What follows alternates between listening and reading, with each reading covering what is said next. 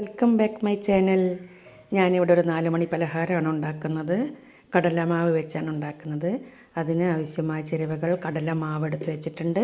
നമുക്കതൊരു ബോളിലേക്ക് ഇട്ടിട്ട് മിക്സ് ചെയ്യാം.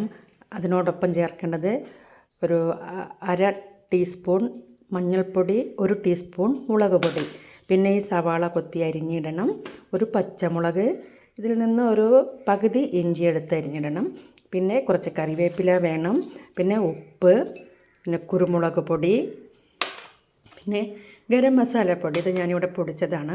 അപ്പോൾ ഇത്രയും ചേരുവകൾ ചേർത്ത് നമുക്കതിനെ മിക്സ് ചെയ്യാം. എന്നിട്ട് ചീനച്ചട്ടിയിൽ എണ്ണയൊഴിച്ച് എണ്ണയിലേക്ക് ഇട്ട് അതിനെ പൊള്ളിച്ചെടുക്കാം.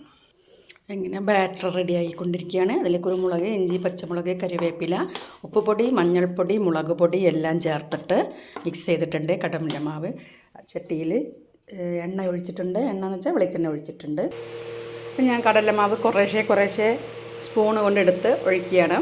എന്നിട്ട് അങ്ങനെ ഇതിനെ പൊള്ളിച്ചെടുക്കുകയാണ് വെളിച്ചെണ്ണയിലിട്ടിട്ട്. അധികം വെളിച്ചെണ്ണയൊന്നും വലിച്ചെടുക്കാത്ത ഒരു പലഹാരമാണിത് കേട്ടോ. എല്ലാവരും ഇതൊന്നും ഉണ്ടാക്കി നോക്കണം.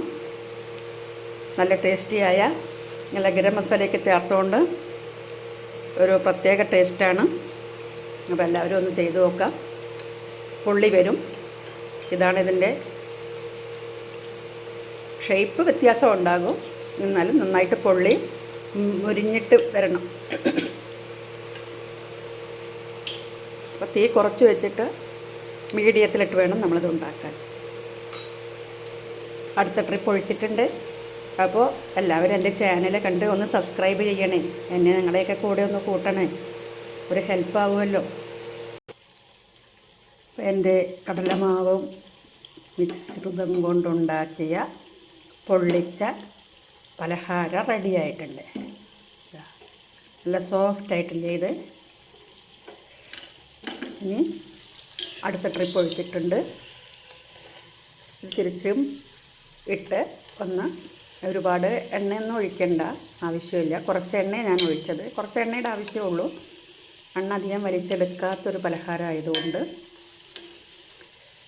ഇത് തിരിച്ചിട്ട് ഒരു brownish colour, golden colour, brownish അല്ല ഗോൾഡൻ കളർ ആകുന്ന വരെ ഒന്ന് മൂപ്പിച്ചെടുക്കണം. ആ ഇഞ്ചിയും പച്ചമുളകിൻ്റെ എരിവും കുരുമുളകിൻ്റെ ടേസ്റ്റും ഗരം മസാലയുടെ നല്ലൊരു ഫ്ലേവറും എല്ലാം ചേർന്നിട്ട് നല്ല ഒരു പലഹാരമാണ്. അധികം എരിവില്ലാതെ ഉണ്ടാക്കിയ കുട്ടികൾക്ക് നല്ലത്.